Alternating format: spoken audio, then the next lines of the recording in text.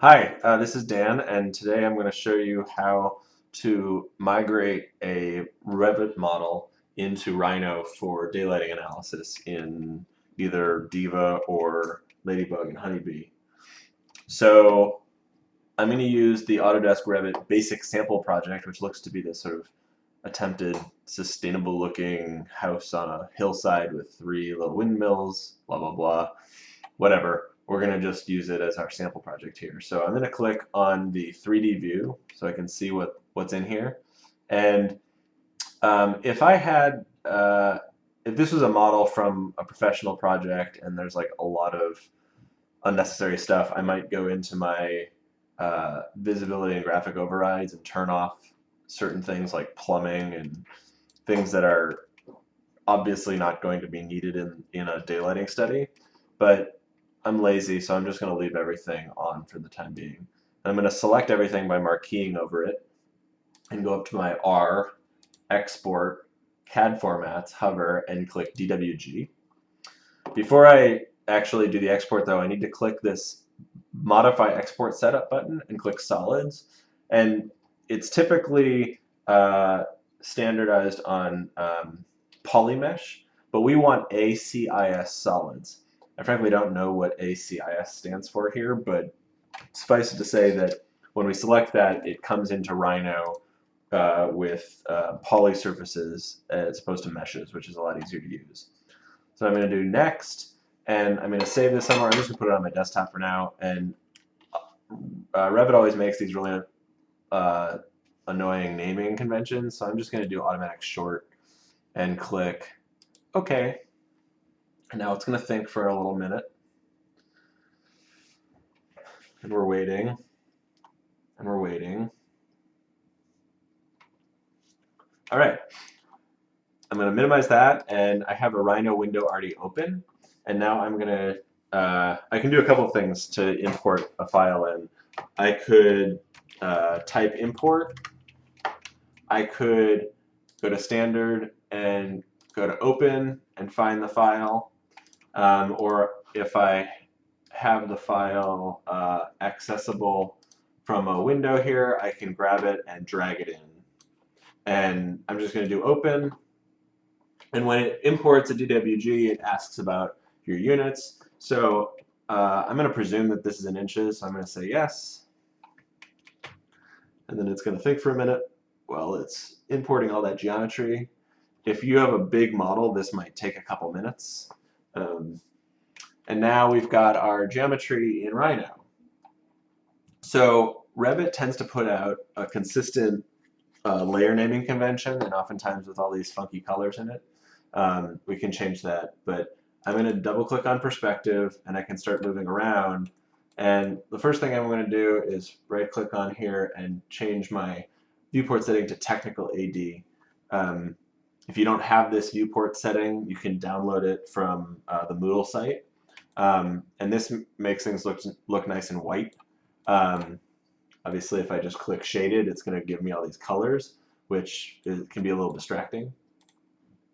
I'm going to go back to technical AD, and now I can see that my geometry is actually in here pretty nicely, and it's a well-built model. Actually, I'm going to go back to my shaded for a moment. So one of the things that Revit does, which is a little unfortunate though, is oftentimes windows get created where the window geometry is all in a block. So you can see in my properties down here, it's got this sort of quoted single window standard block instance. So if I double click on that, you can see that I have access to the geometry itself.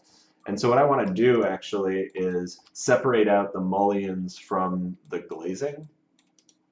So I'm going to go in and look in my layer states and see if they have a mullion layer, and they don't. So I'm going to make a new layer called A Glaze Mull, and I'm going to select the mullions in here, which I can either go through and select each of these individual pieces, or if I can just select the glass and then click select in my one of my selection sets and do invert selection. And now I've selected everything except for that glass. and I can right click on a glaze mull and click change copy layer, change object layer.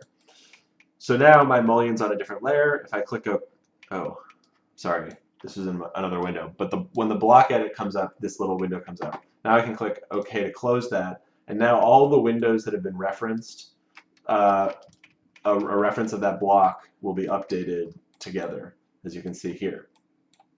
Unfortunately, that's not going to work everywhere, so you might have to go through and do it on a couple of different surfaces or geometry if they're different, and obviously anywhere else where there's glazing as separate. So here for the curtain wall glass, it looks like the A-glaze CWNG is the curtain wall mullion. So you can change that as well. So oftentimes what I like to do is change the colors. So I might select everything.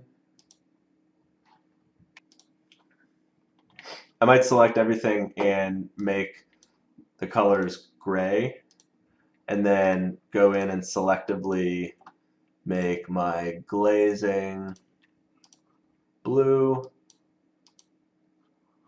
Oops.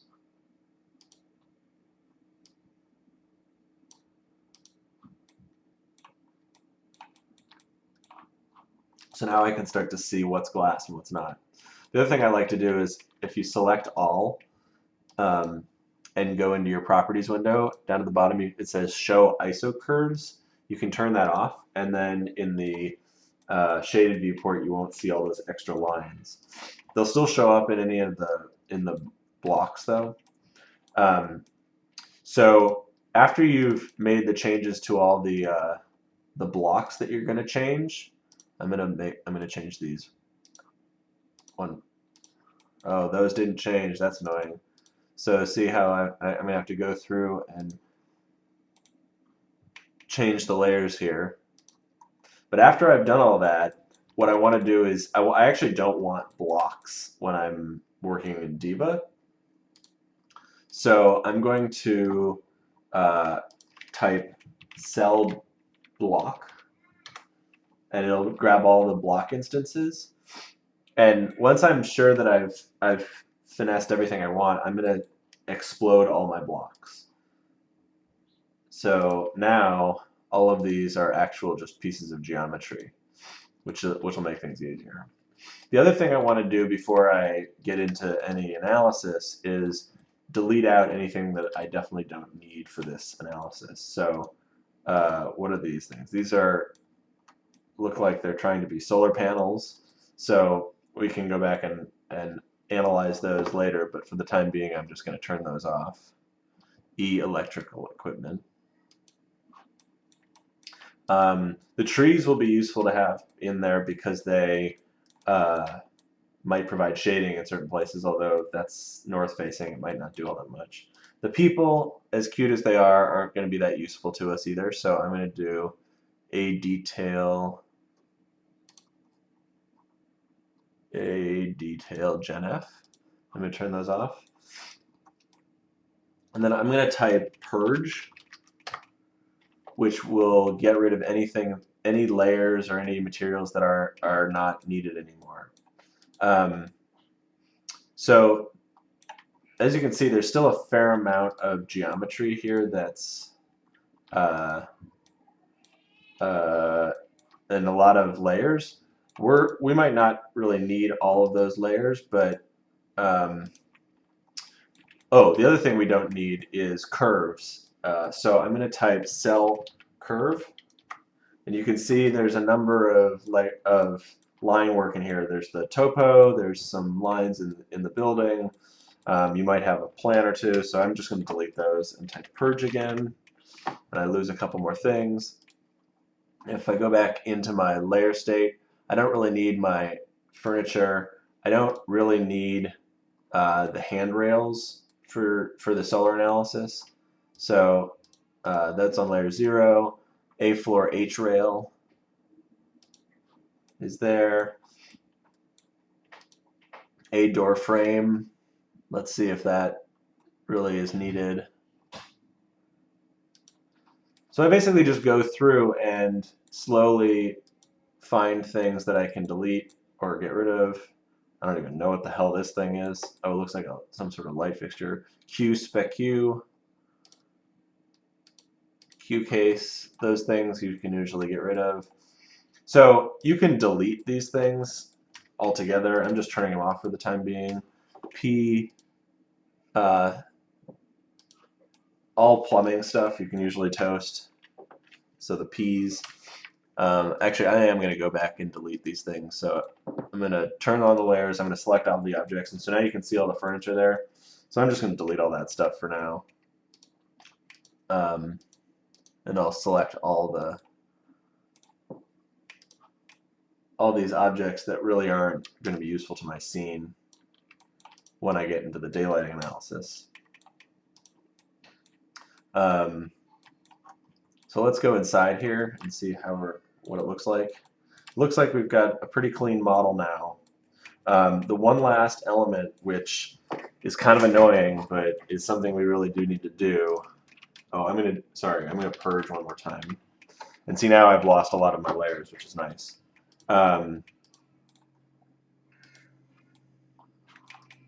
Oh, actually, I am gonna hold on, leave these in here. But maybe this Q spec Q. Yeah, we can toast that. Oops. No, we're going to get rid of Q case too, because we don't want too much geometry in here. AgenM is generic materials. Let's see what comes up for that. Toast that too. Purge one more time. Now we're down even further. Great. Okay. So now the last thing we need to do before we start any solar analysis is Revit tends to make glass as full as multiple surfaces, where in Radiance we really only want a single surface that represents the entire window assembly. So I'm going to turn off everything except for my glazing. So in my layer state, I'm going to select my glazing and my curtain wall, and then click this. I can do this in two ways. I can either select objects and do invert selection and hide objects, which is a really nice tool. The other thing I can do is if I select my layers in my layers panel and click the tools button and do invert selection, I can then click my light bulb and turn off everything else. And you can see that all of my window geometry are actual closed poly surfaces, which is kind of annoying.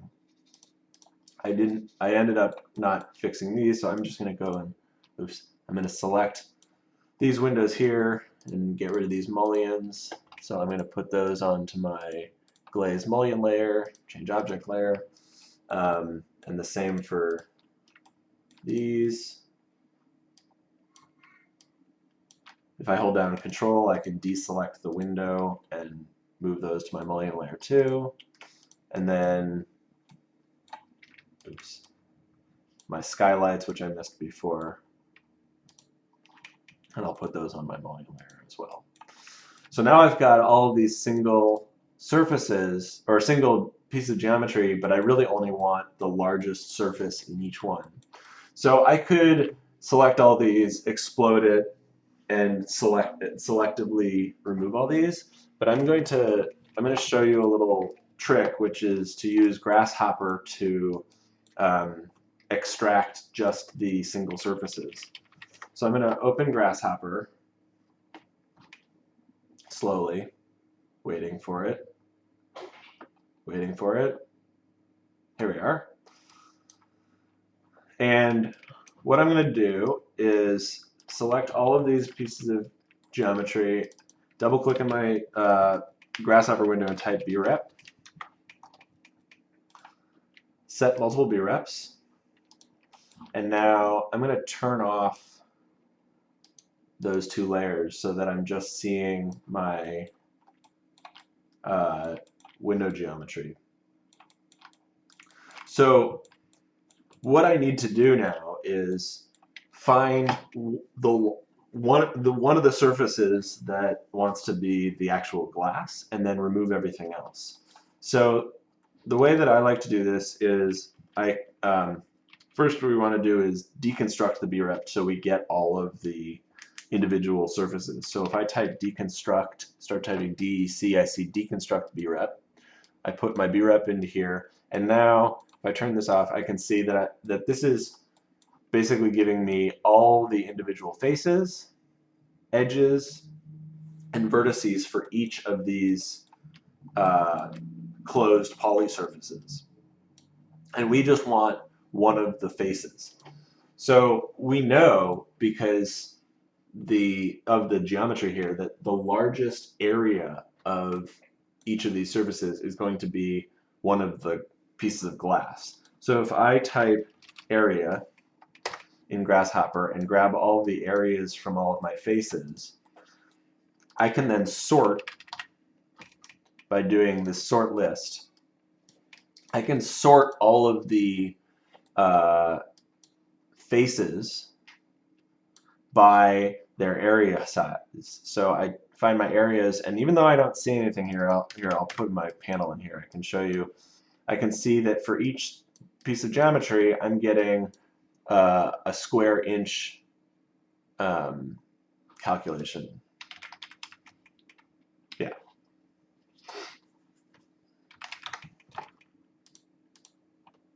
Whoa.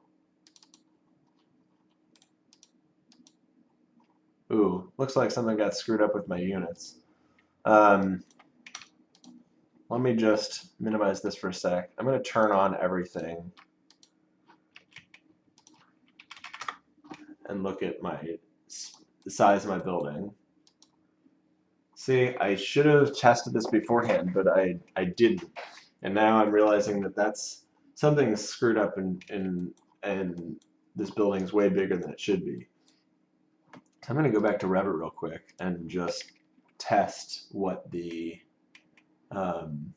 see what the how big this thing actually should be.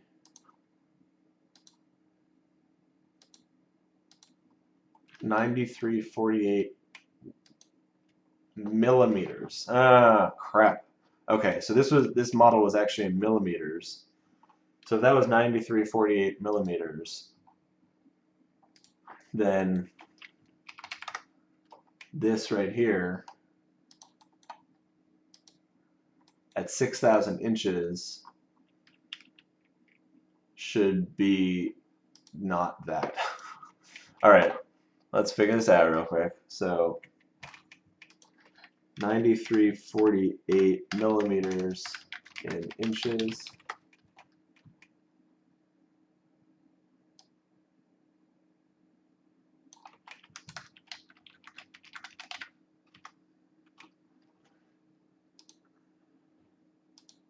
(368 inches, which looks like it comes out to an even 30 feet. Okay, so I'm just going to select everything and type scale, and I'm going to scale this to 30 feet. And now, let's just double check that. Great, 360 inches. All right, so now when I look at my areas, they should make a little more sense. Yeah. So these areas are in square inches. If I want to see what they look like and what it would be in feet, the difference between square inches and square feet is to divide by 144. So I'm going to do the divide symbol and type 144, and then it automatically puts 144 into the B. I'm going to put my A into the A, and now I can see that I've got 2 big areas and 4 small ones. So I know that the big area is the one that we want, because the little areas are probably the perimeters of each surface. But I'm not totally sure if I scroll through here, you can see that the 4th and 5th items tend to be the big ones, but I just want to make sure. So I'm going to sort these using this sort list component. And first of all, so I put my area into the K, and then I'm going to put my faces into the optional list of values to sort asynchronously, which basically is shorthand for saying I'm going to use my areas to sort the geometry. So now if I put my if I look at what's in the K, that's just the sorted numbers, and the A is the surfaces. So now if I grab an item, a list item, and I put item index 5 in, so I'm going to just right click and select integer 5. Now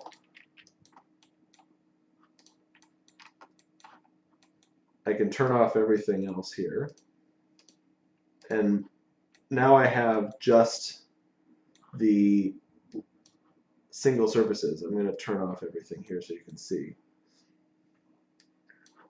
So now you see it's just a bunch of single surfaces for my piece of glass. In a couple cases, it actually selected the interior as opposed to the exterior piece. That doesn't matter so much here. You know, like an inch off here and there. Like it's glass in radiance is double-sided, so you don't need to worry about which direction the surface is pointing. So I'm just going to bake this as is. So for ease of selection, I'm going to make a new layer, and I'm going to call it A glaze thin. I'm going to make it the active layer, and then I have my item selected, and I can just right-click and click Bake, and it automatically bakes that geometry onto the thin layer. If I had right-clicked on the item itself and clicked Bake, it would ask me which layer to put it on, but I already had that active layer selected. Now I can turn that off. I can close Rhino for now, and now I've got all of my geometry for my glazing. Oh, interesting.